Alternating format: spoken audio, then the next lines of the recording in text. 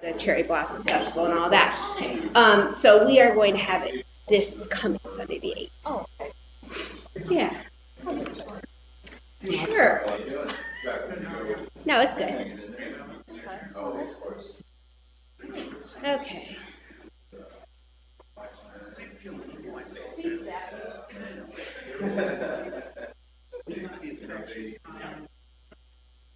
You're probably here as often as I are. No. I think you're here more often than I am.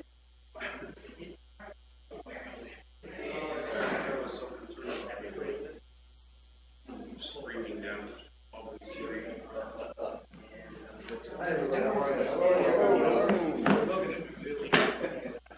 Got a lot of heat in this place. I was going to reply to you this morning, and I realized. Sorry, I did. Practice one of your, you get your call on it. No, I didn't. I'm right.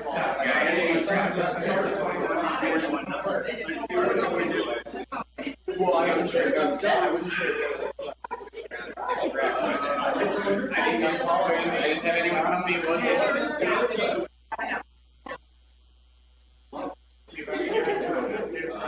It was just funny.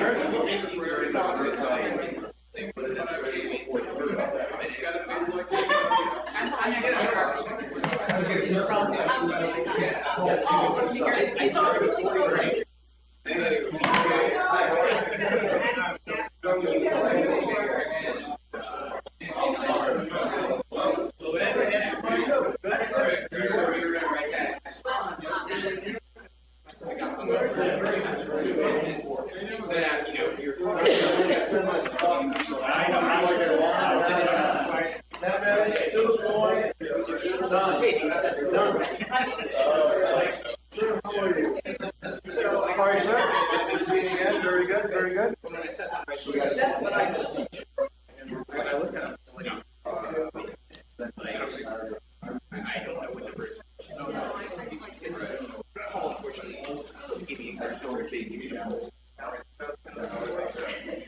Do the whole thing, but it worked out. No one called me and said that. I got the information wrong. I even asked them, you know, if I got it wrong.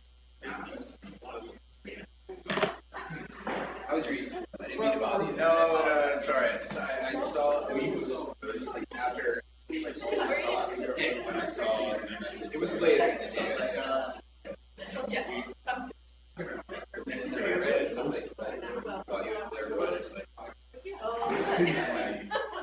All right, we're gonna start.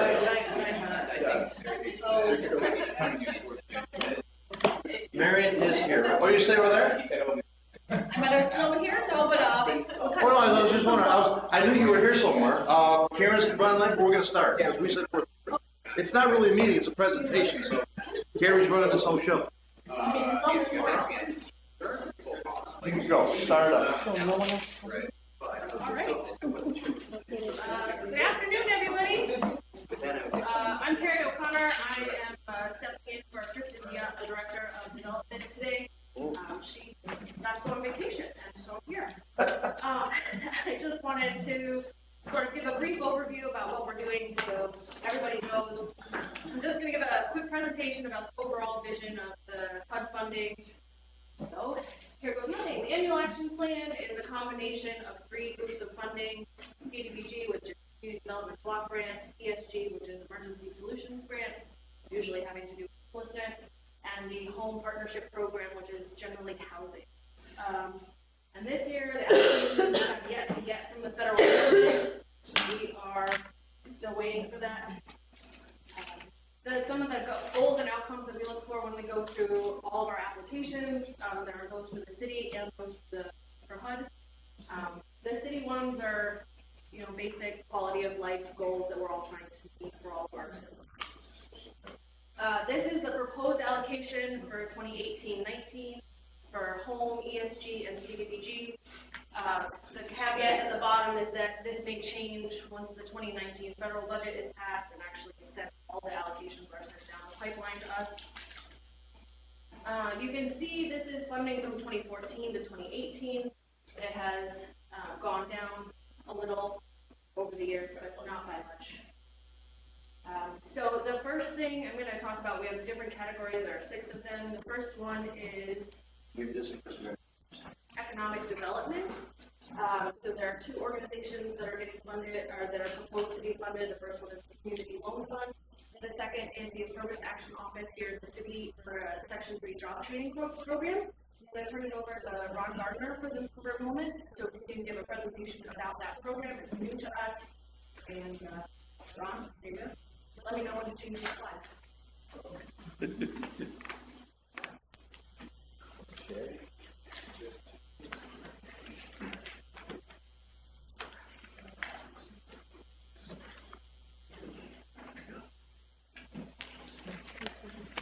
Thank you.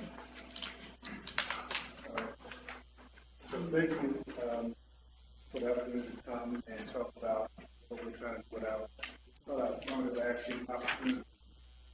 Essentially, what we're trying to do is, I know that we got a very strict time limit here, and I had a lot of slides, but I have the presentation, the hard copies here, so I'll just be supposed to be able to answer any questions on them.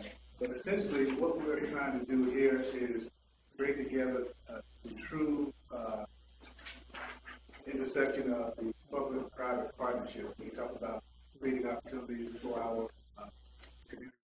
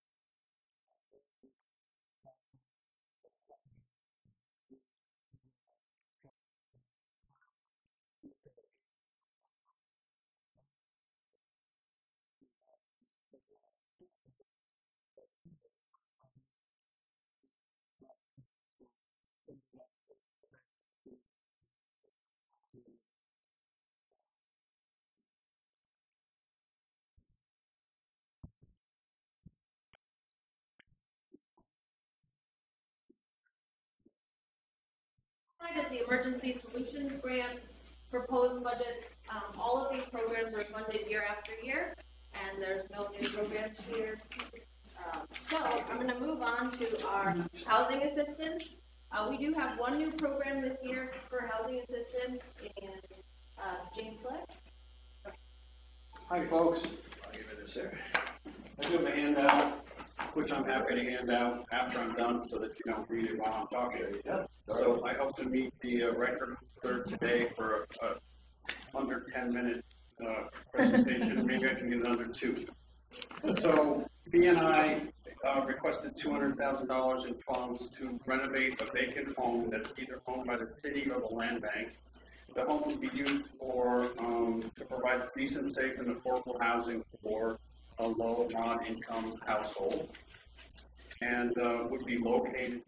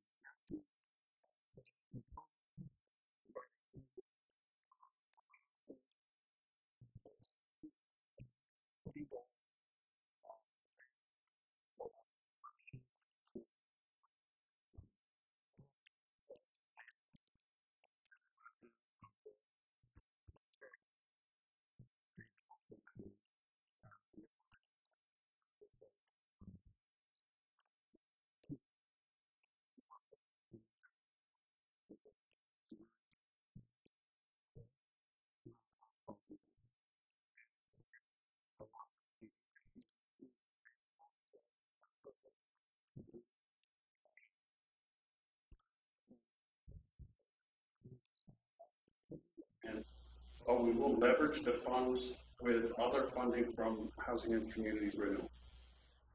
And that really is the beginning and the end of our proposal. Any questions? Yes, ma'am. I didn't hear you mention there was, is it all over the city or are you targeting specific? This really is just for one or two buildings. Just one or two? Right, so it would be just in the target areas of Eastern Avenue, Crane Street, that we're working right now. Okay, thank you. Okay. Thank you. Handout? Thank you. Thank you, sir. All right, thank you. The next portion is our public services. This is part one. These are public services that have been funded in the past. And then the next slide will be public services, mostly public services funded in the past and some of our new public services. So the new public services are the ones towards the bottom of the page, and all of them are doing presentations. So, John. All right, thank you. Excuse me. My name is John McKeady. I'm the director of the Schenectady Rivers Center.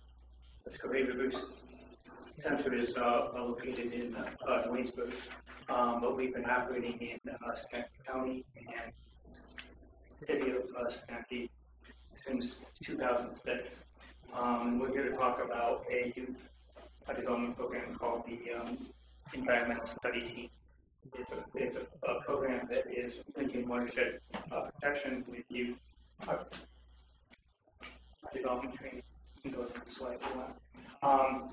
PST program is a program that really, the goal is to, in Schenectady, is to gain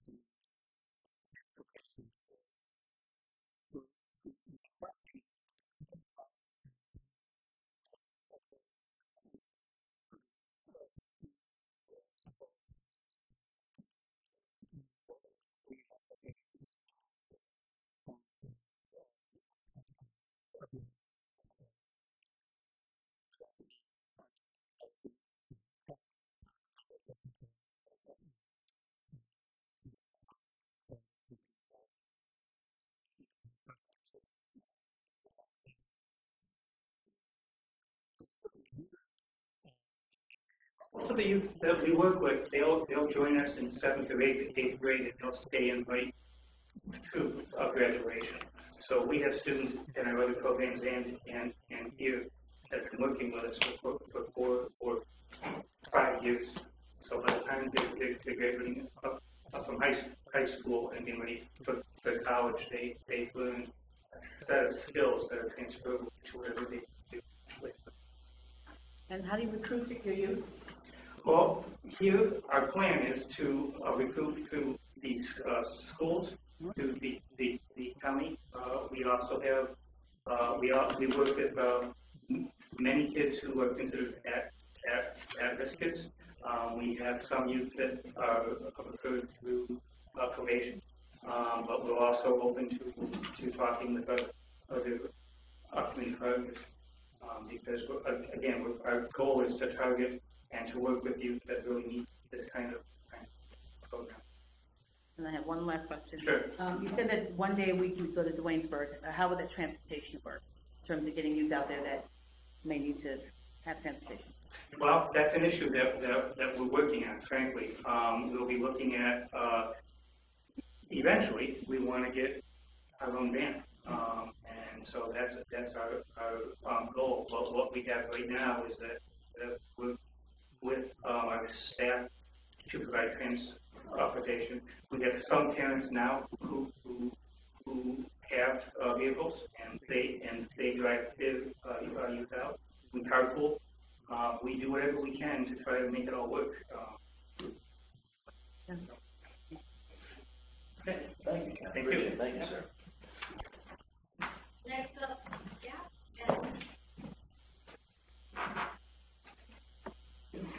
Hello, I'm Addie Haberbush, Director of Early Learning Programs and Staff, and I'm here to talk about the early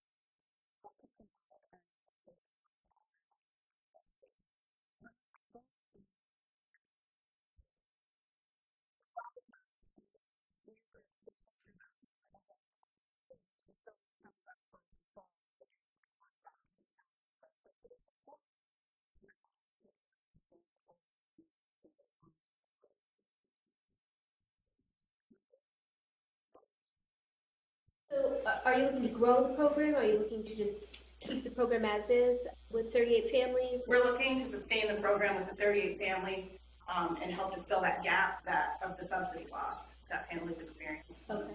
And are you fully staffed with teachers at this time? All of our providers are currently fully staffed.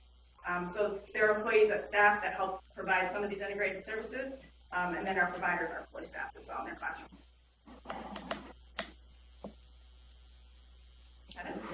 Thank you very much. Thank you. Appreciate it. Thank you. Yeah.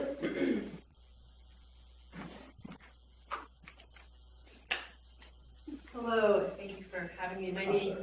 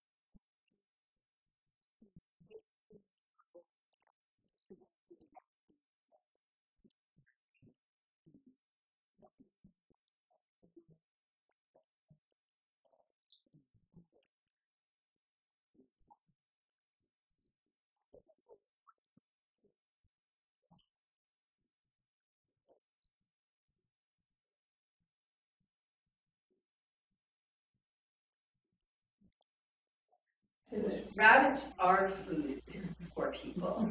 So it's getting you need high quality protein foods for people. And in urban areas, small animals. So the rabbits live in cages. They're fed the excess food. They're fostered out during the winter time, and then they come back. No, it's a good question, and it's important, and that's because we're not just a garden, we're a farm, and we look to be a diversified farm. So yeah, yes. So you said that there's a $25 member fee. Mm-hmm. So anyone that wants to farm there, that's their cost. Yes, that's how much it costs. Yes, and we do, but it can be waived. So for instance, last year we had 21 families. Out of that, 5 of those families that we waived the fees for because it was not possible for them to get. And so that's our goal has been to try and keep that low, that number low. So if people can afford it, that's great. And if they can't, it's not a barrier to them participating. And we do. We have people from the neighborhood who farm there, who garden there. And some of them are individual.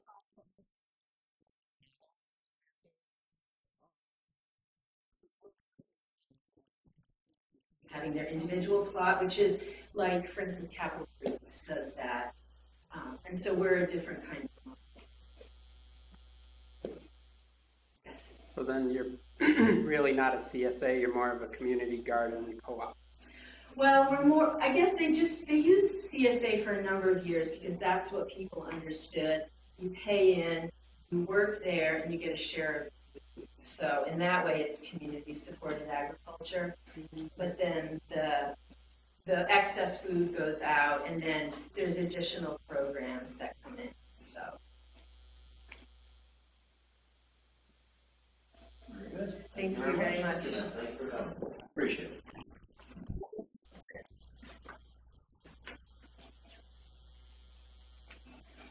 Thank you so much. Did you remind Walter of the 10-minute rule? Don't even start. No, they ran in front before I even got here. They said, and we can pass these out.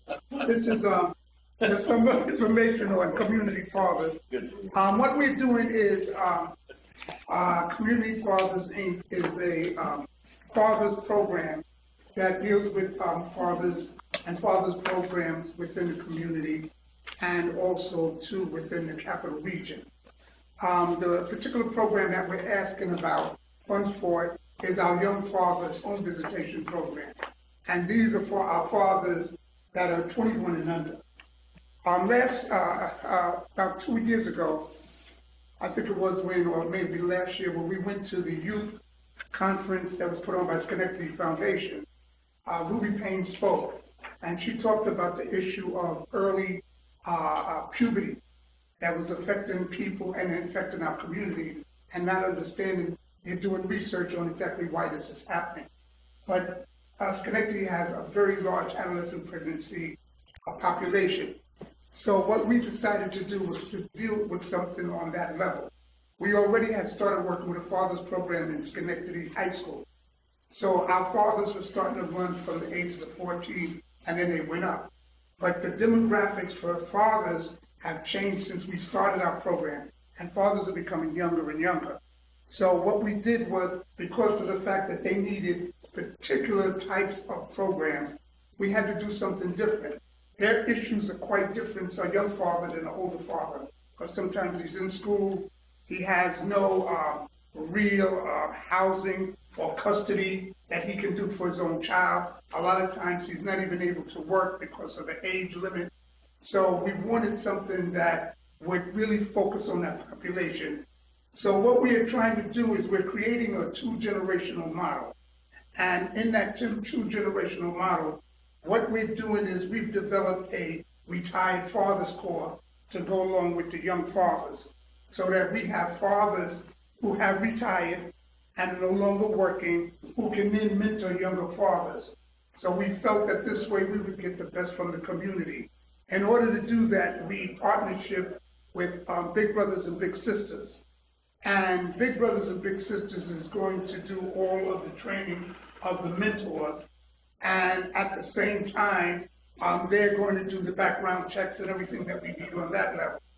And then we're going to go in and deal with the fathers by going into their homes or wherever they may be, so that we can then deal with them on an individual basis.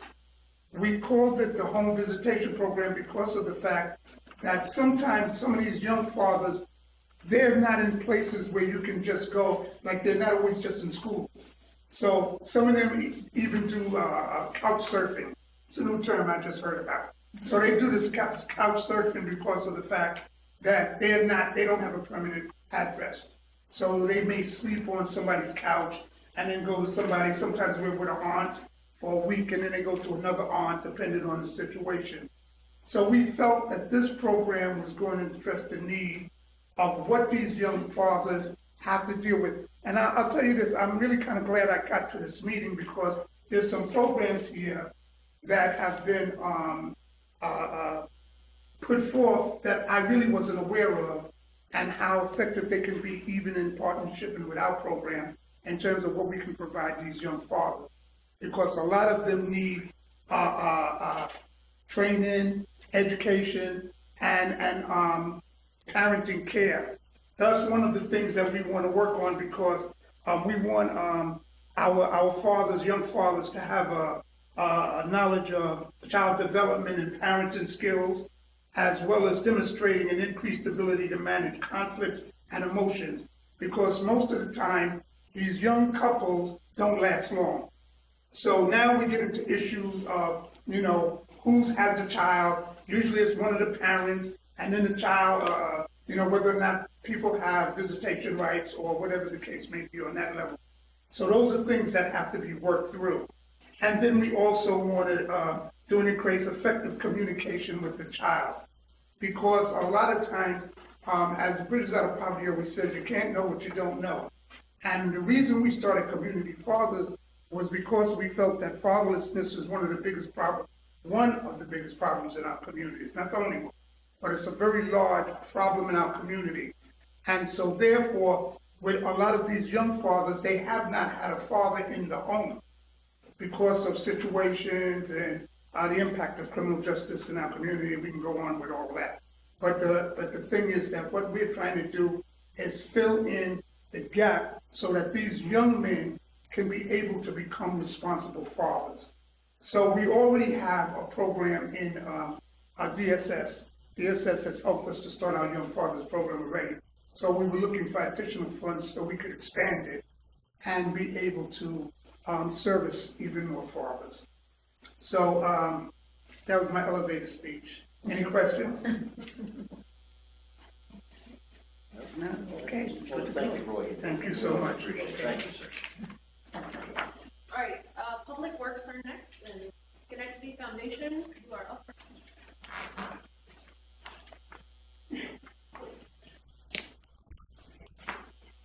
Great.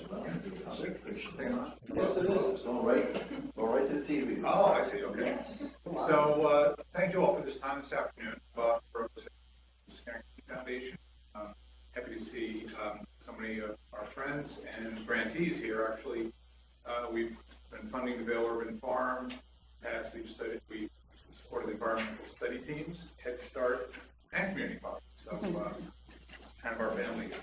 So we're here to propose what we're calling a Thriving Neighborhoods Challenge. This is intended as a public-private partnership that we hope will spur citizen engagement and bring about some activity in neighborhoods that are driven by resident-identified needs and supported by community anchor organizations and funding that would come through the challenge. Okay, just quickly, if you don't know the Schenectady Foundation, my quick slide is, we've been around for 55 years. We, since that time, since our first grant in 1963, $200 to the YMCA. We funded over $23 million back to the community. We're currently investing a little over, depending upon how we do with the stock market fundraising, $1.3 million a year. And we're really focusing currently on 5 main areas. Our call to action for youth, which is, we're in our 4th year of that. By the way, you'll all get an invitation to our youth summit on May 30th. Hope you'll all join us for that. Our Schenectady Bridges Out of Poverty Partnership. Our Weekend Backpack Fund, which is a great partnership in the city to feed kids this weekend. We've recently started a STEM Alliance, and our emerging role in neighborhood revitalization. So we've been building kind of slowly as we've tried to learn what is a good role for the foundation, context of what the city's trying to do with revitalization programs. And we've sort of gotten into our feet wet with several commitments already made. We were on the early stage of funding the Hillside View project. We supported that at concept to get support for the tax credits that were later reported. We were a major investor in the Tribute Park project, supported the Breathing Lights. We've gotten behind both of the new library branches so far. And there's currently a Green and Healthy Homes initiative that kind of sprung out of the Breathing Lights project that we're supporting. Operation Rail Bridge, which we hope will be something that goes forward future, and as I mentioned, Vail Urban Farm. So why a neighborhood challenge? Well, this idea has been percolating in our foundation for over a year. We started actually just very quietly putting the idea out. We saw this model in other communities. I'm going to have my associate Christy Miller to speak to that. We saw it as a way that, because the foundation really is got a role as a convener, right? Kind of as a neutral broker, bring people, bring organizations together, and create some synergies that will allow things to happen that maybe were not going to happen before because those synergies could not be created. So we really want to be a catalyst to bring forward new ideas that come forward from the community, from residents, from neighborhood associations, from community-based organizations as to what's actually needed in neighborhoods, from very, actually quite small, simple projects to potentially more significant projects. And overall, we think the outcome is not only the projects that will get done, but we believe that this kind of approach, as it's been used elsewhere, can really enhance how residents, how citizens of the city see their community and get a more positive view of what can actually come out of their engagement. So I'm going to let Christy, since she's been doing all the research behind the challenges.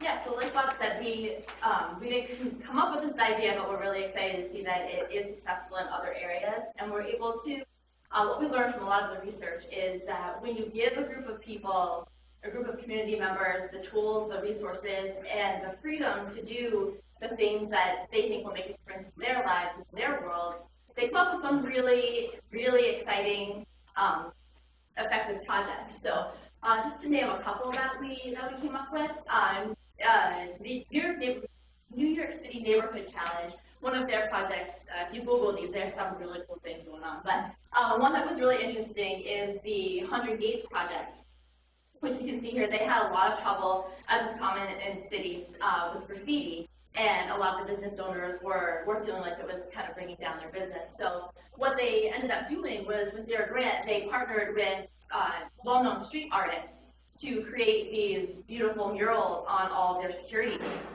And so they've got 80 of them in place already, and it's just kind of lifting the morale and making things a nicer environment in their area. Dallas, Texas has a neighborhood challenge. They did a lot of projects like beautification, things in some of the traffic islands. They just made them just nicer, more inviting. They were able to plant a garden at school, and just made their public spaces more beautiful and nicer to take part in. The Baltimore Community Foundation actually did something very similar to what we're doing, and they have, this is another one you should Google, they have some really great project ideas. But something that I thought was interesting is they're not all physical improvements in the neighborhoods. They actually focused on a community communication campaign.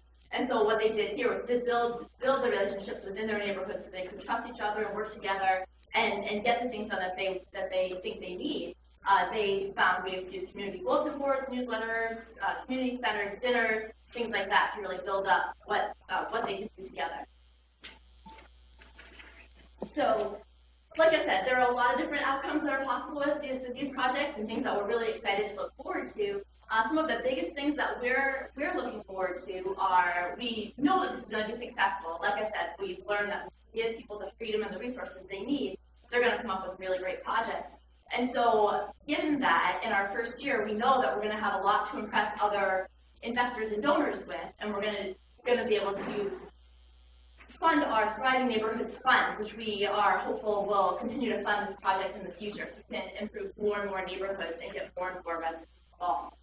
We're also looking for the benefit of empowering our residents, community residents and neighbors, so that they can not only feel like people are listening to them and they have the resources to get the things done that they need, but they feel like they're taking part in improving where they live and making a difference in their own lives and their families.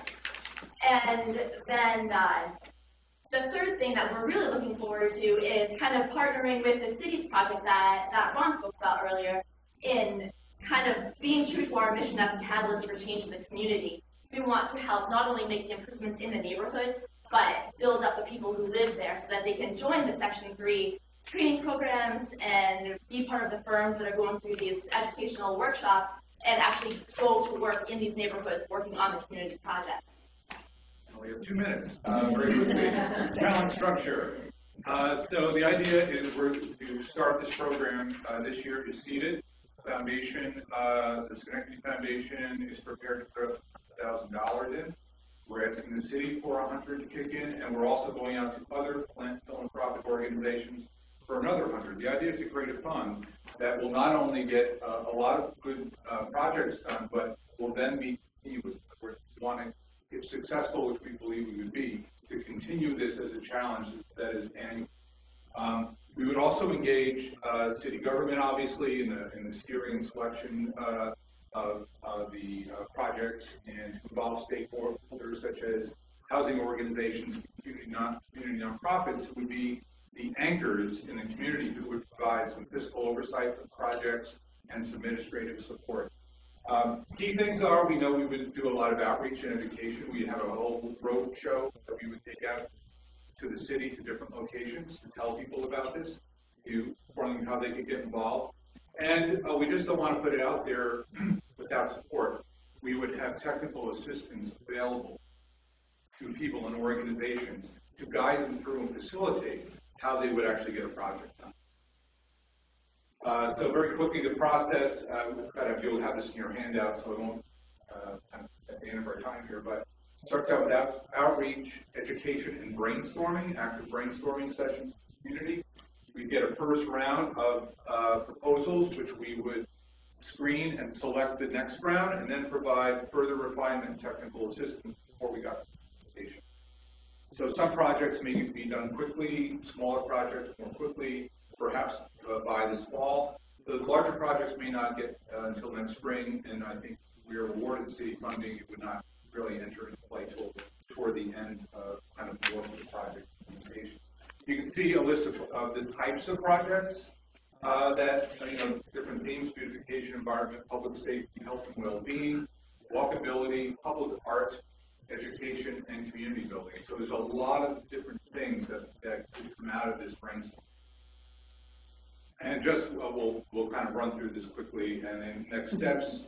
That's good. We'll go. So where we are, we're right now very actively lining up other investors, as well as community organizations to be stakeholders and anchor organizations. We then establish a steering committee or a selection committee, which would involve the city, as well as community residents. And we create an online form for submission of the ideas. And then from there, we would create this outreach campaign to launch the mission and start doing the dog and pony show out. Questions, anybody? Thank you. You said you had anything to say? Yeah. Oh, please, thank you.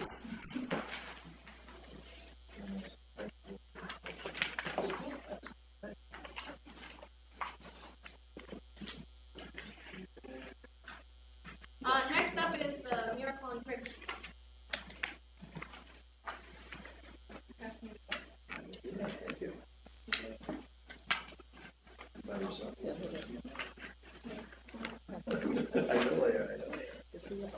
Hi everyone, my name is Rosie Rivera. I am with the Miracle on Crick. You definitely need this. That's all I do. I'm going to try really hard to fit this into 10 minutes. Thank you for having us, inviting us to this event. We really appreciate this opportunity.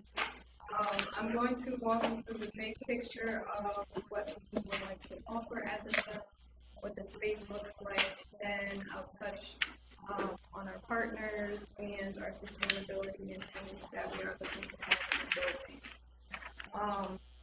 If you have specific questions, building questions, we have Barbie Nelson here from Staff Architect to answer those kind of questions. I assume that you guys all had a copy of our feasibility study and the application. So just generally about the building, the condition of the building, we seem to be, according to our feasibility study, the structure of the building is very sound.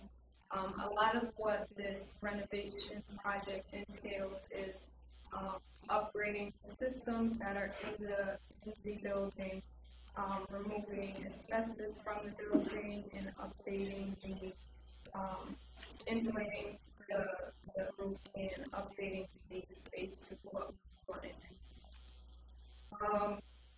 We are looking to get a approval of a historic designation for the building as it's approaching its 50 years of being in that space. So that is something that we will need city council for. And we're hoping that with that designation, it'll open us up to more funding opportunities within the New York State Department of Parks and Rec. So we do have that application drafted and ready to submit for their June 4th meeting.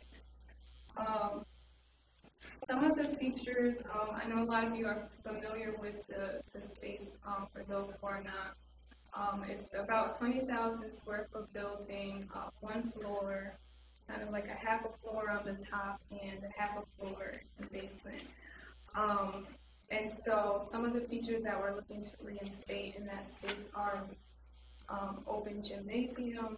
We're looking to renovate that space and actually put a gymnasium floor in there and be able to utilize that space for large community events, workshops, conferences, and have it be a transformable programming space, also to host fitness and exercise classes in that space. Another feature of the building that we're looking to state is the community kitchen. It's a commercial kitchen, and we would like to be able to utilize that space for our own in-house use, and then also cooking classes, demonstrations, and we're looking to partner with Cornell Cooperative on offering those services and also county public health. Is this water just bringing back? The library, Upstairs, we're looking to also reinstate in the building. If we are planning to have it, thank you, be a multicultural library with multicultural print material that we have already collected through our book drive donations, and also have computer stations there in that space, and have a lot of e-materials and online materials. We are planning on partnering with the county library to offer some adult education classes in our library program.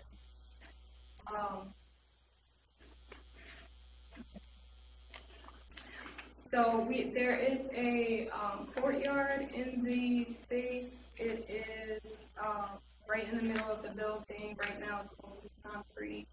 We're looking to reorganize that space and have it be mostly green space, and be able to utilize that space for gardening and farming programs with our partner farms, Soulfire Farm and Wellington Farms, and also for now Cooperative. The new features that we're looking really to add into this space is a meditation space, which would be downstairs in the basement, and that would be a quiet space where patrons can utilize that space. They want to participate in meditation, also social work and therapy professionals will be able to run workshops and meditation in that space. Some of the partners that we currently have signed on now, and this is not all of the partners we have signed on, but is Union College Sustainability Department. And I guess I should say that the focus really around the programming and services and resources that we want to offer in the center are under the umbrella of wellness. It's a broad term, but we're really looking at health, gardening, farming, fitness, exercise, diet, nutrition, and then the therapy and social work type services with healing, self-care kind of workshops and resources. So some of our partners are Union College Sustainability Department, and also Union College Kennedy Center, Soulfire Farm, different individual fitness instructors, the Hamilton Hill Arts Center, the County Library, Ellis Hospital, New Choices, and Wealth Education Exchange. And if you guys want any more information on who the individual fitness exercise instructors are, or licensed social workers are that we have on our separate committee, we can send those to you.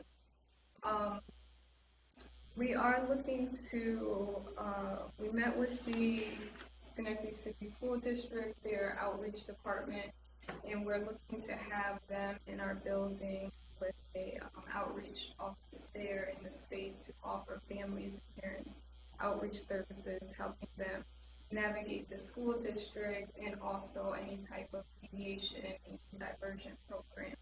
So we're looking to have them in this space to be able to provide those services during off hours of school, so during the evening hours. Also with the social work and therapy component, we have a separate committee that we're working with now with different licensed social workers on it, and we're looking to bring them in to see patients to see people in the space, and also offer workshops on self-care and healing and trauma-informed care kinds of resources. So, let me jump. So our sustainability plan and really for this space, oh, I forgot to mention, we do have a juice bar now who has given us a lease or has a lease agreement that we had our attorney draft, and they will be in the atrium space of the center. So they'll offer different nutritious, healthy smoothies, cold items, deli items, and then hot deli items. And we are looking to get them approved to be able to get EBT stamp. Okay, so our sustainability plan really, how it's broken up is partly rental income and lease agreements, fee for service for workshops and utilizing the space and events, memberships where organizations will pay into to be able to utilize our space, corporate sponsorships and fundraising. And so we are very confident that as long as we get tenants there, we will have a system to keep the center up and running. That's it. Questions? Yeah, I do have one question. In the transformable programming space, you mentioned about recreational activities. I didn't really hear a lot about youth recreational activities. Can you speak to that a little bit? Yes. So in that space, there will be open gym we're planning, and then the youth programming is going to be coming from New Choices. They're doing youth programming through their drug prevention funding, and also the library. So those will be, the library will do the adult ed stuff in the library space, but they'll also do the program, the gym space. Thank you. And we're also still meeting with a lot of other organizations and partners. So by the time next year comes, we're ready to go to speak. We'll like to have a lot of organizations signed up. Very good. All right, I'm gonna finish real fast because I want to put my time. Ready? How am I giving it? The last section is the admin mistakes, which I'm sure you looked at. There's two things I want to point out. We're in the middle of our public comment period required by HUD. You did extend the date a little bit. It was the April 20th cutoff date, now April 25th. There's a public hearing on April 9th at 7 p.m. with a regularly scheduled council meeting. The vote has also been put off from April 23rd until the end of June, the beginning of July, to coincide with HUD's change in required submission of the annual action. If anyone has any questions. Can we get a list of programs that applied but were not funded? That was emailed to us already. Oh, I didn't see it, I'm sorry. It was Okay, emailed great. last week. Okay, thanks. Thank you. If you have any questions, Kristen Dia is director of development. She's happy. Yeah. Very good. Any other questions?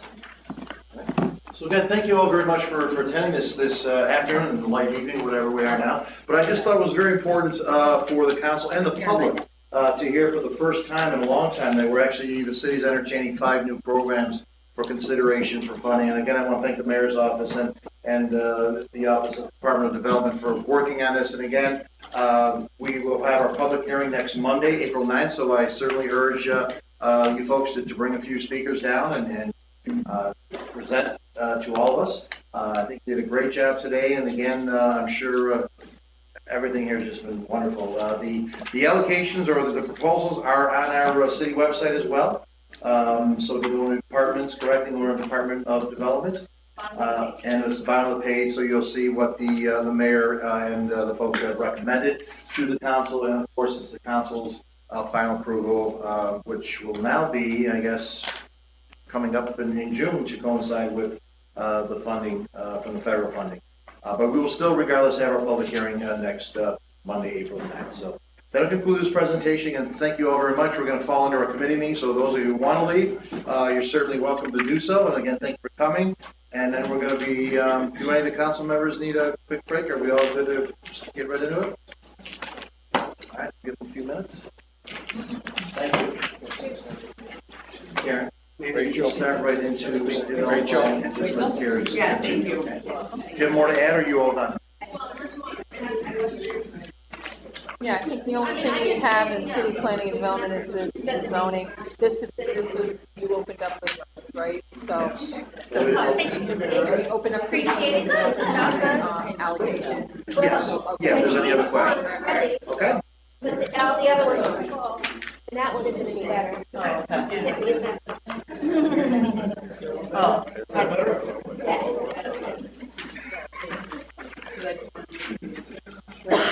Thank you.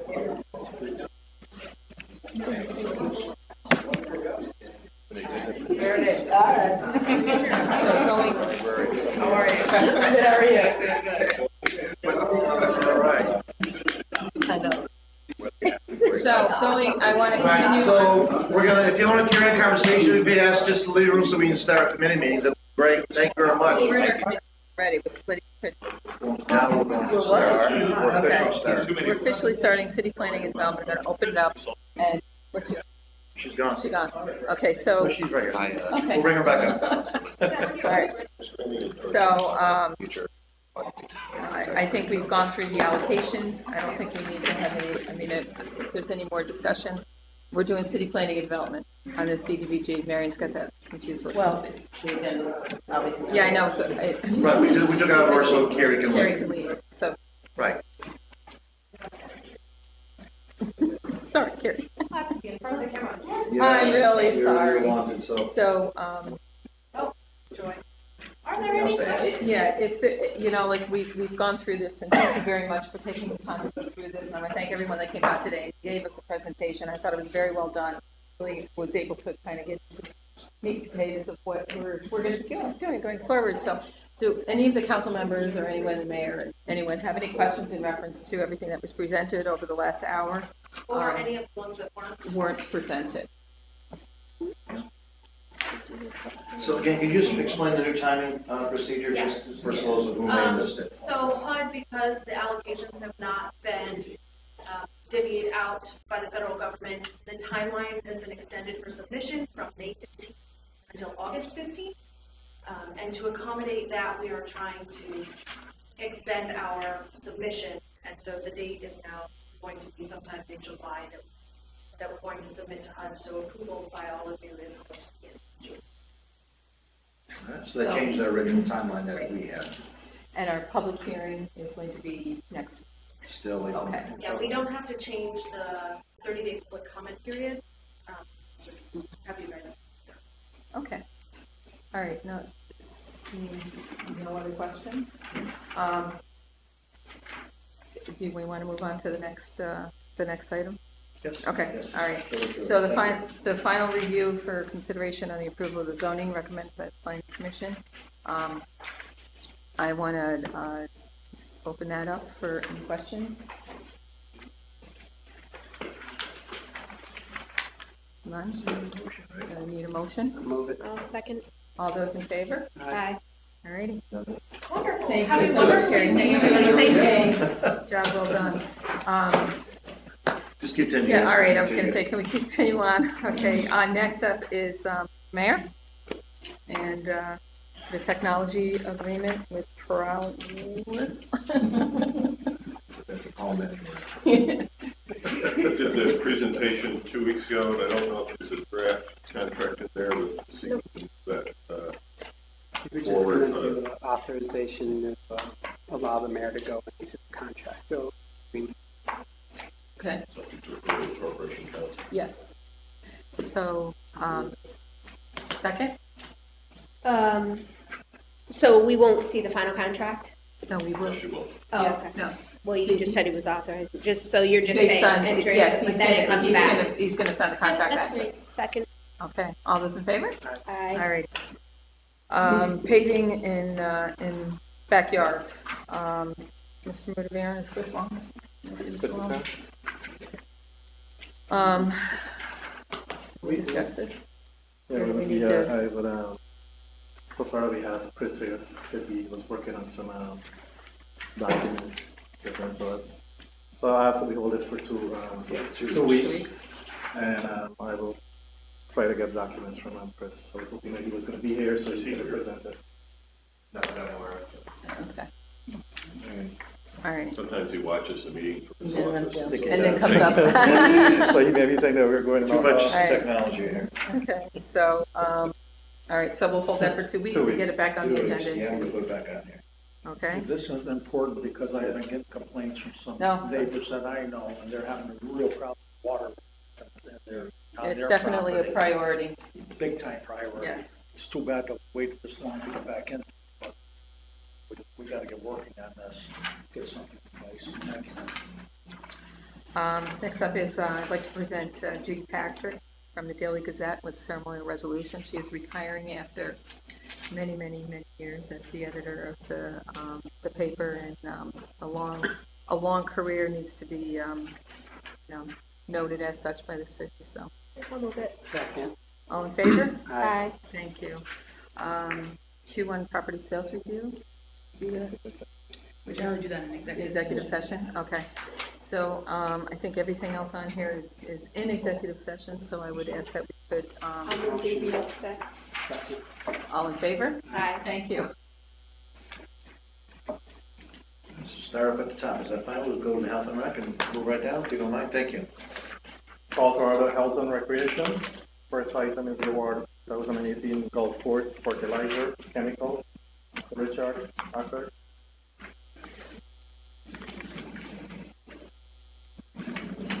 Good evening, everyone. Each year we are charged with purchasing the chemicals and fertilizers that we use on the golf course. And these must be done in concert with our golf course superintendent, Mike Sesney, who dictates what chemicals and fertilizers he needs for the year. He put the bid out in March. Came back with several companies, and I believe you have all the paperwork there that shows the number of companies that responded. We've gone through and made the selection based on not only price, but also those chemicals and fertilizers that meet our Audubon Society requirements, so we keep that intact. And that's what we're proposing tonight, that I'll move to the council for full purchase. Have we done business with these vendors before? Pretty much. The only two, I think there may be one new one on there, Seedway, maybe the new one this year. Any other questions? I'll move it. I'll second. All in favor? Aye. Thank you. I have a question for Mr. Roddy. The new, I noticed we have all new paper systems in the bathrooms. Yes.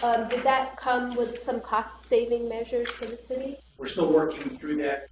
We piggybacked off a contract that Cintas had through one of our national purchasing cooperatives. We're still working through to make sure that we're going to save money. So what they put in right now is kind of a test program to see, but we're getting some feedback on some of the quality to determine whether or not we keep. Okay. So we have a way to opt out, should we find out that it's not Yes. costly? Yep. Could you, when that is determined, could you let us know? Absolutely. Thank you. Okay. Thank you. Thank you, we're good. Next item, we have the parks permit. It's under my name, but I'm going to defer that to Mr. Palomini. So I'm going to give us a summary of the new proposal. Mr. Mudavaran and myself have been working. I understand Mr. Riggy's also had some input here as well on the fee structures for the ball fields and events at the parks.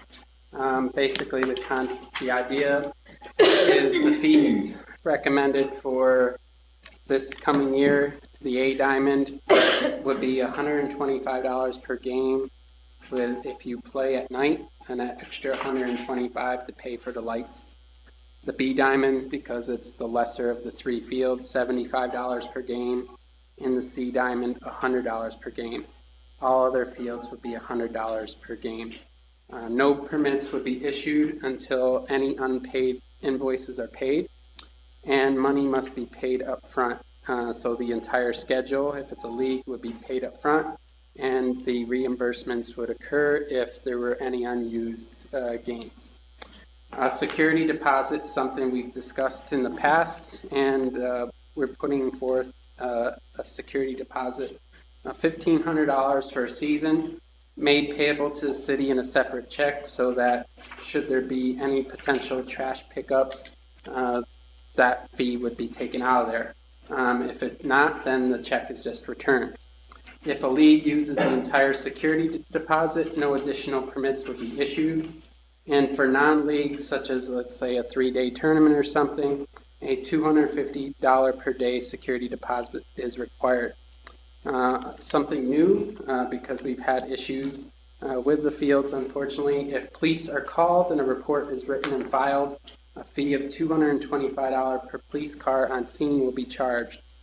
Basically, the idea is the cost is about $112 per police officer. You assume 2 officers per car. That's where the $225 comes from. The fee would be waived in cases of a medical emergency. If a league has 3 police reports, no more permits would be issued. For events with our parks, 500 people or more, with the exception of nonprofits, we'll leave that at the discretion of the mayor. A security deposit of $1,500 would be payable to the city in a separate check for potential trash pickup. For every 250 people, it would be required that event holders hire 1 security guard for the event. That's in line with what Colony and Niskayuna do. If the police are called and a report is written and filed, a fee of $225 per police car on scene will be charged, and the fee will be waived in cases of medical emergency.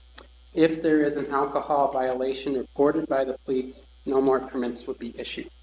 All other fees for the pavilion and Music Haven are recommended to remain the same.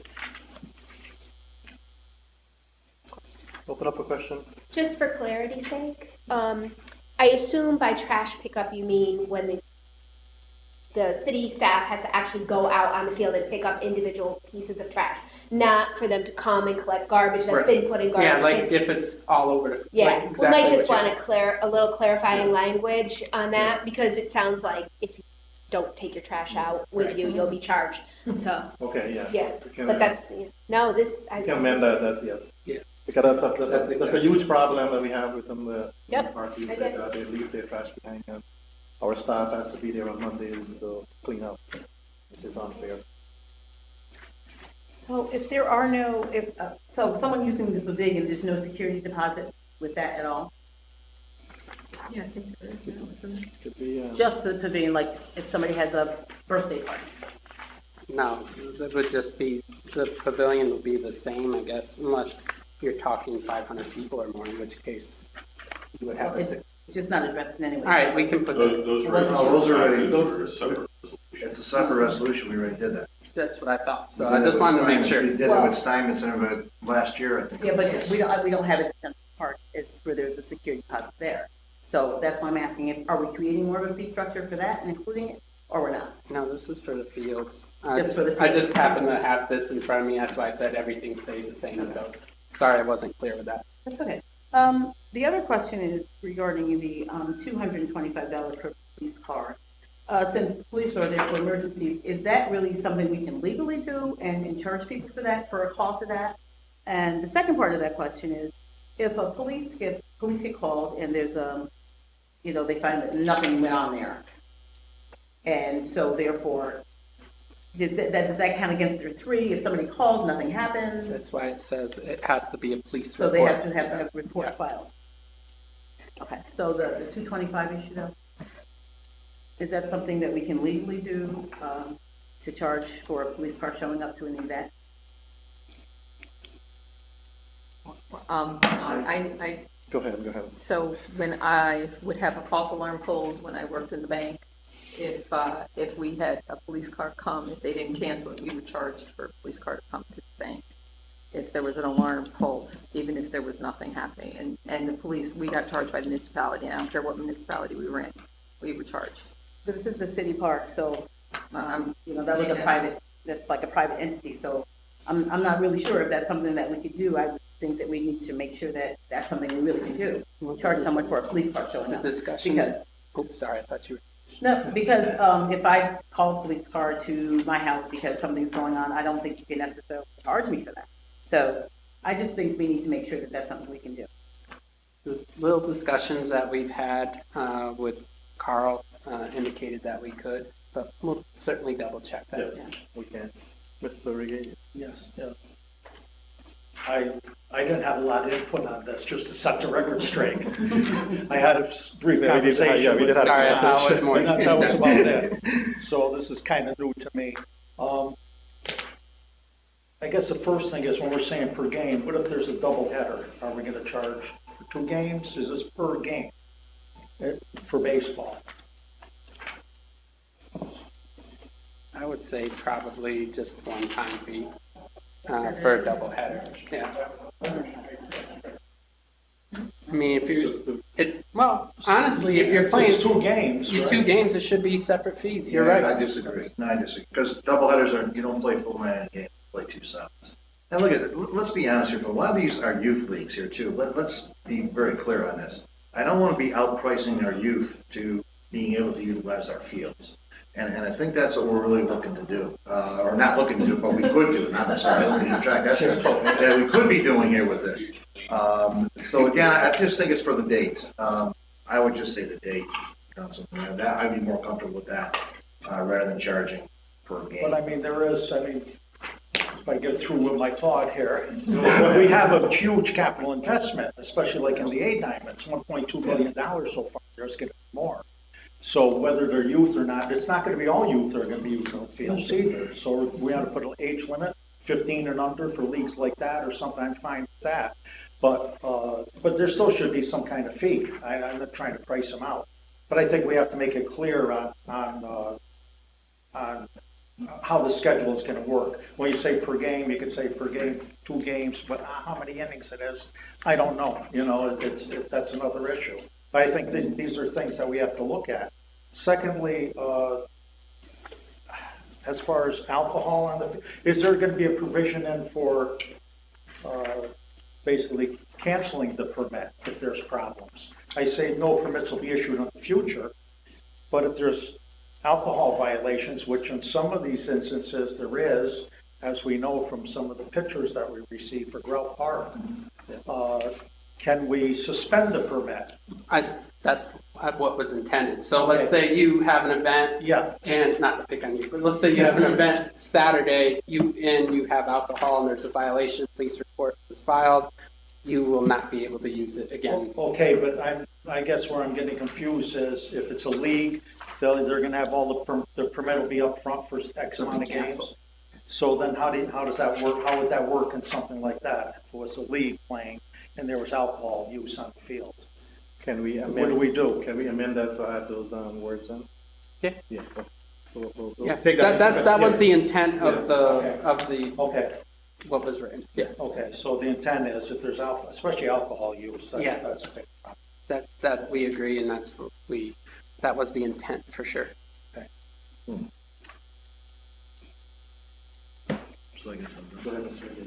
No, I think that if I have something else, I'll raise my hand. I don't. All right, so I got a few questions here. So the A diamond. So you've got $125 a game, which I can understand, but lights for the A diamond, $125 a game. But if it's a night game, costs $250. Well, that's the only time you're gonna be putting lights on. I would assume. That's what it's saying. Because if you're playing the game, you're paying $125 per game, $125 Oh, per light. okay. So it's $250 total for the 40. Yes. Right. Very good. All right. Okay, thank you. The crickets, the softball and the cricket fields. So you gotta help me with this one. So when they're at Central Park and we do the permit, there's several games going on. There's like two games. 2 games. So we're asking each group to pay $100 for those 2 fields, or is it $100 for the use of that entire Central Park field? You see what I'm saying? Because now you're looking at $200 for that field as opposed to $100. Because I'm just looking at. Well, what we did, we looked at the structure for the others, and we kind of like wanted to keep everything the same, with 125 per game, 75 per game, and 100 the same. Because we don't want to be, given an entire field where we are charging the others $100 per game. But those are only one field. Those are single fields, though. Yeah. The where cricket plays, there's more than one field in every one of our fields. Grout has 3 or 4 fields, right? Yeah, 2 fields. Central Park has 2. So are you? Again, I would rather see the $100 for that date for the cricket league. So if they're playing Sunday, April 8th. It's $100 to play their 2 games. Well, it is an event. you know, right, you know, that's kind of I'm looking at there. I just don't, again, you're the cricket guy. I kind of know it's cricket a little bit, but I just don't think we did that in the past, where we were charging $100 per game being played on those fields. And then back to my security deposit, the $1,500 for the entire season, to be paid up at front, I would really like to see that split up, where if they can put half down in the beginning and then the other half would be due for the second half of the season. Again, I keep referring to the youth leagues, but you know, a lot of these programs are really on shoestring budgets, and for them to have to pay for all the fees up front plus a security deposit, I think it's a little high. I'm gonna have no problem with the $1,500, but I'd like to see if we can split that fee in half, where they pay half to start the league, and then perhaps for the second half, they would pay the remainder of the $750. I think is important as well. And then to Mr. Riggy's point as well, with our fee permit, you know, could we do a different fee for city leagues as opposed to non-city leagues? Kind of what we do with golf. Maybe if you have, pick a number, 75% of the roster are composed of Schenectady youth. Could we give them a discounted rate to play at our ball fields rather than a team who's coming from the Albany Twilight League, for example, where we know they're all going to be non-city residents to utilize in the field? It's probably going to be some additional bookwork and keeping there, but we do it on golf. We give discounts to city residents. Again, probably just a little bit more difficult to do to It's a keep little track. bit different in the sense of with golf, you're paying up front. You come in with your license, you show your residency card. For baseball, it's a little bit, that would be hard. Live in Schenectady, kids don't. Right. All right. But other than that, I think it's excellent here. And again, you know, no permits will be issued if they still pass invoices paid. I think that's important as well. And is there going to be a new process how these fees are being administered or collected, or? Because I guess there's been some problems in the past, from what I understand, that we still are funding from last year. Yes, So there's we're gonna have a different system in place. a couple outstanding invoices. So that would be the mayor, not me. Process is in place, we alleviate some of the past problems and put a level of consistency. All right, very good, thank you. Go ahead. Take it back. Mr. Kosher brought up, I wasn't aware that cricket leagues were playing in Central Park. I thought they were Ralph Park. No. So enlighten me. Yeah, they do have, The basketball courts. for quite some few years now. Back of the Sea Diamond now. Never heard of that. No, I haven't had any complaints from there. And that's why, that's what I'm saying, they've done a great job over there. Great job. They've really done a good job, and that's why I just think $100 per game was too high. I just think the field is the field, but you. But that league will not be playing cricket this season. Oh, at Central Park? Yes. So we're gonna have to be careful of what we do with the park going forward and who we are giving it, so that's one thing. Gotcha. All right, so, And just another thing, is there gonna be a central number to call if people have complaints about everything? Because sometimes people don't know who to call. Call the mayor, I guess, but, yeah. It's probably- At least so, we'll have all this in place. How's this gonna be logged in? Are we gonna communicate on how many police calls? How are we gonna know? Is the police department gonna be notified that certain calls to the parks for complaints will be logged in? And I guess, sent back to the council, the chair of Health and Rec, somebody, so we can monitor this, because it's good to have this in place, but it's gonna have to be monitored to make it work, make it work well. Just, again, most of the time, there's not a problem. When there's problems, I'll go back to what we were aware of on Ralph Park, you know? We can't have that continue, that kind of behavior there, because those residents there deserve better. That's the bottom line. Okay. Great. so it seems there's a couple outstanding issues before we move on this, I suppose. The doubleheader issue, which was a good catch. Maybe it won't be edited, they'll have unions like the pros do no more. How about if there's a double header, it's $200. That way there's a little bit of reduction. It wouldn't be $250, it'd be $200. For the A. And yes, for the A diamond. And, And is that gonna include the lights? no, if you're playing at night, you have to pay the light fee. 125. Yeah. Well, I'm just saying, they start in the Yeah. afternoon and they end up going into the night. Yeah. And then similarly, Twilight. so similarly for B Diamond, that would be 125 for a double header, and for C Diamond, that would be 170, 175, something like that. Is everybody all right with that? So say that again? Repeat. Repeat. So 200 for a double header at the A Diamond, lights are separate. B Diamond, 125 for a double header, and C Diamond, 150, what the heck? Oh. On the We C? have to be consistent with the other fields, bud. 175. Yes. It's 50 off. And then for softball or cricket, I don't know anything about cricket, John, so I'd like How many games are played? Lots of games. They've started. Lots of games. Lots of games. Exactly. They're scheduled. How about by the hour then? All day. So That would be good. should we do by the game or the field? Cricket, they normally started the last week of April, and it goes all the way into October. No, but starting time. Starting time was like, they normally start at 1. And they go till, Till Till 6, till dark. the police would kick them out of the park. that's what we don't want.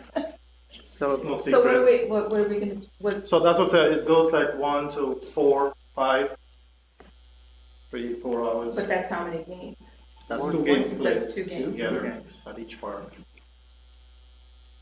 Oh, they play that long, so each team plays from 1 o'clock until 6 o'clock at night, one game?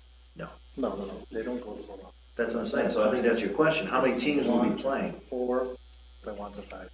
So is that, that's 2 games? 2 games, yes. Within that time frame. So if it's $200 for the day, is that Well, that's fine. reasonable? I mean, I don't know. I mean, it's 2 games, 2 separate games. Stay up, keep it Charges- 100 again? all right. All right. So then the other outstanding issue is the security deposit.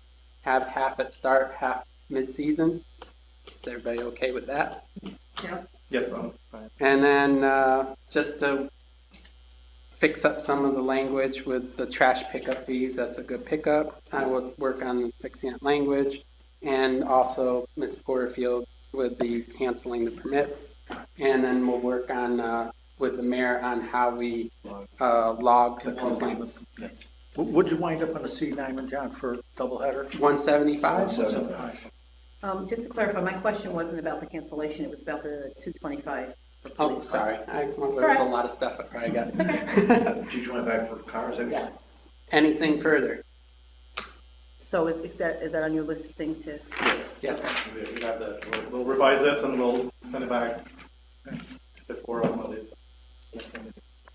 So are we looking to move this with these changes so we can vote on this for Monday? Yes. Because here's what's going on, these leagues are already trying to schedule folks. Uh-huh. And I know, because I talked to Colleen a couple times, she's the one who's doing a lot of the scheduling, and they're backed up. Leagues want to schedule, we really can't hold this for 2 more weeks. No, Because then you're talking the end of April, I mean, is everybody comfortable? Can you get that out like the next couple days to us? Yeah, I'll make the changes tonight, try to get a hold of Carl in the next day or 2 and get everybody the revised So we get things going. Yes. structure. Go ahead, Ms. I have one other question. So the security guard, it doesn't have to be like, I don't know, Black and Hut or something. It doesn't have to be that, it's just someone that they have people that they have Private. on site for security? Okay. Okay, so with that. Well, New York proviso- State has a certification They have for it. security guards, so that just, you can't have somebody that would be standing there saying they were security without any training background. Well, that's generally what we see, people that wear shirts that say security, and that's who they have for their security. So, that's. They have to carry a license. Okay, well, I think that then that needs to be clear. Yes, because, it's written down, certified licensed security guard. Okay, so with that provision, I'll move it. That we'll have the information before Monday. And the other question, with the outstanding invoice, and I think we just had a conversation, Mr. Ferrari, we're gonna look at revising those invoices and send them out one more time, so that, these leads didn't pay their last. Okay, thank you. So we're good? Very I'll second. Good job. I don't know if I can second my own. Will you second? Second, all in favor? Aye. Thank you. Any other business for health and rec? Move to adjourn. Second, A second. all in favor? Aye. Thank you. Call to order the Finance Committee. The first item is the intermunicipal sewage rates, which Mr. LaFond is not here. This we've done the public hearing on, so it's Yeah. just, if council has any questions, I might be able to answer them, but just to move forward. Great. I didn't know if there were any questions, that's why. Anything? All right, don't see any. Moving on. Next is, We need a motion to move it? oh yeah, sorry, motion to approve. Motion? Second, All those in favor? Aye. Next is the 2017 capital projects bond anticipation note bands with Mr. Ferrari.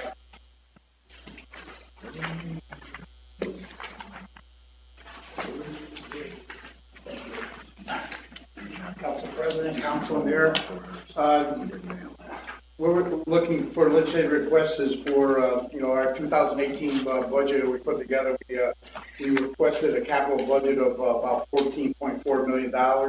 As we went through it, we looked like we determined that we would like to borrow 11.953 of the anticipated project cost, and that includes the cost of issuance for 2018. You have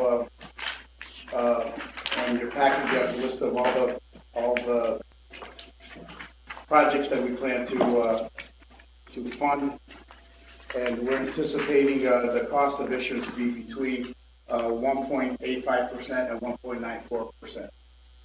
Are there any questions? Seeing none? I'll move this. I'll second. All those in favor? Aye. We will go out of order and keep Mr. Ferrari where he is. Thank you. Next would be the budget reallocation for the IBEW 236 contract. Okay, before we do the reallocation, I was wondering if we could do the, Does his own reordering, go ahead. We've come to a tentative agreement with the IBEW. It's consistent with our other agreements, the exception of there's a one-time boost there of $2,000 for the employees. And again, it just reflects the market for electrical workers. We have one position that is open. We have not been able to fill, and we have an internal debate. One would like to move from one area to another that I've held up internally when we're trying to just do the recruitment and settle this contract.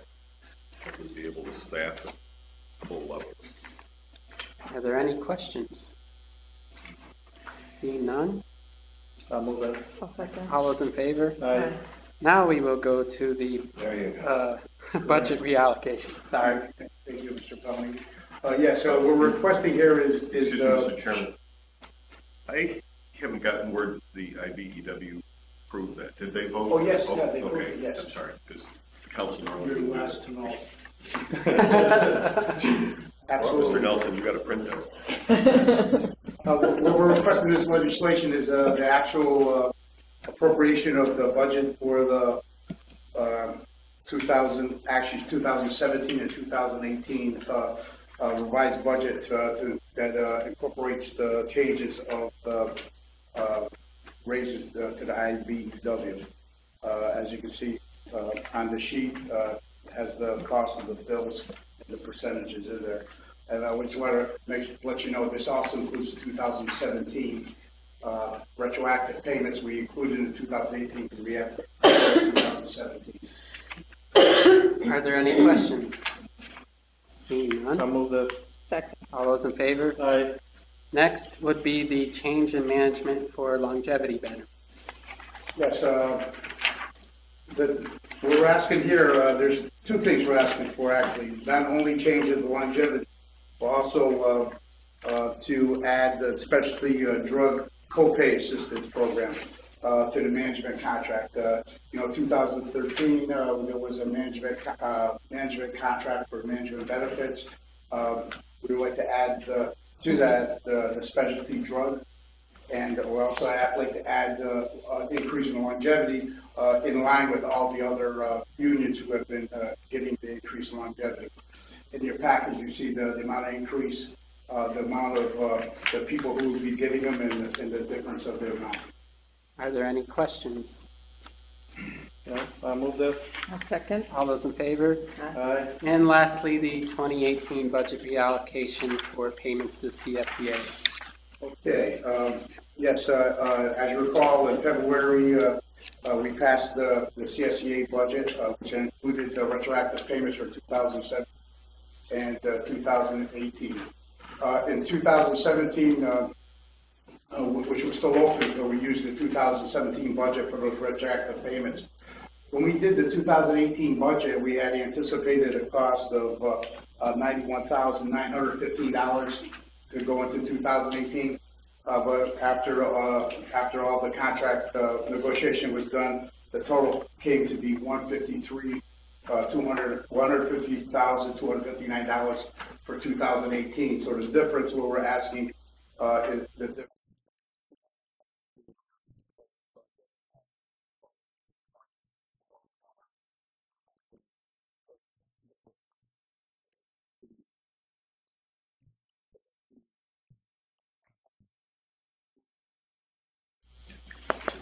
The motion. No, those are question. No. Motion by Ms. Zaluski. Second. Second by Mr. Mouvaren. All those in favor? Aye. Motion to adjourn, please. So moved. Thank you. Thank you. All right. Okay, I'm going to call to order government operations. Just a couple things that aren't on the agenda. And I don't know if you can answer this for me, Mayor, but this morning on my street, they were picking up recyclables and putting them in the garbage trucks. Have we had a change, like, in policy or the way we collect? I'm anticipating I may get some phone calls because I've never seen This happen occasionally if the recycle truck is not out, it's been an equipment failure or a staffing issue. But then once they're collected in the garbage truck, what happens after that is the same. I mean, they weren't commingling anything. They were just doing recycling. If it's recyclables, it'll stay as recyclables. Okay. Sometimes everything ends up in the garbage truck. Yeah. It's not a perfect Well, system, but Yep. And they were not picking up garbage. They were only picking up recyclables. But and that's just recyclables Yeah. going in that truck. yeah, okay. I know I've had calls before about But that's- things going in different But trucks, so. might be what you're assuming is the old trucks where we separated tin, plastic, and glass. Right now it all goes in It together. goes into one truck and then is disposed under the, one place is a combined, Single stream is the term I'm Yeah. looking for. Gotcha, okay. The other issue is certainly government operations related also in the fact that the DA's report today regarding the J Street fire I found to be very upsetting, you know, and really a concern. And in the middle of February, I asked to have the recommendations put forward by the comptroller in his report to the city or their study of municipalities put on the agenda for discussion. And they're very, I don't want to say generic, but they're very broad in just having the council call for compliance of our local laws and such. And I just think that as a council in doing our due diligence, we need to look at these things now and not wait. Very happy to see the improvements put in place as is with Commissioner Idens and with Assistant Chief Falvo and the municity coming online and all of that, but it also has been 2 years. And I think the council needs to do their work to ensure that the city staff is also in compliance because we are the checks and balances of government. And so I'm asking that we discuss these recommendations 2 weeks from now in government operations and that we go forward with this sooner rather than later. I realize that Mr. Kosher wanted to wait for the final presentation from the comptroller's office, but this is basic stuff. This is not hinging on anything that may come forward. It's just to have the council have some oversight that things are being complied with. So I would just like to ask for that to be put on the agenda in 2 weeks. I realize that everybody might not be ready to discuss it tonight, but with a review of the comptroller's report and the mayor's response, I would like to have a discussion. So if it's not on the agenda, I will bring it up, but I'm hoping that it's on the agenda. And with that, Mr. Riggi, ceremonial resolution with regard to Crime Victims Week. Yeah, it's something we do every year to recognize National Crime Victims Awareness Week. And Pat and Tina will be here, and I think someone else, Martha, maybe will be here to accept it on the 9th. So I appreciate the support of that. For a warm day. Yes. It's always iffy. Yeah, that's going to be the 11th, I think, because we're going to present this on the 9th, it'll be the 11th, so 2 days. Fingers crossed. I think, in my recollection, I think we had one warm day at least 6 or 7 years, so Mayor, put the word in, we want warm. So I'll move that. All those in favor? Aye. Is there anything else to come before government operations this evening? I move we adjourn. Second. All those in favor? Aye. Thank you. Call to order of public safety, one item on the agenda, lease purchase agreement for police department people, Mr. Ferrari. There we go. Thank you. President Kosher, Council, Mayor. We're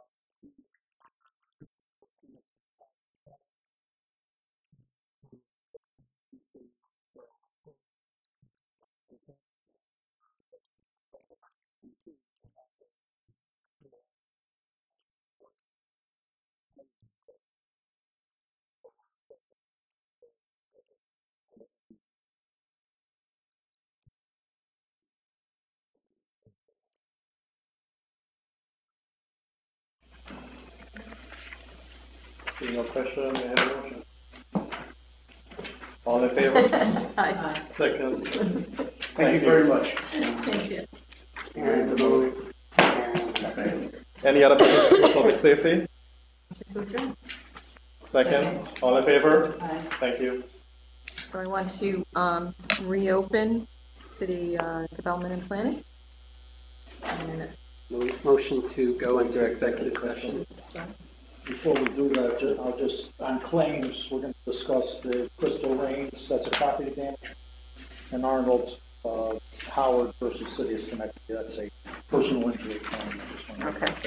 And we're also going to discuss negotiations on the sale of some of properties and tax foreclosures. All right. Motion. Oh, I'm sorry, second. All in favor? Aye. All right, we are in executive session.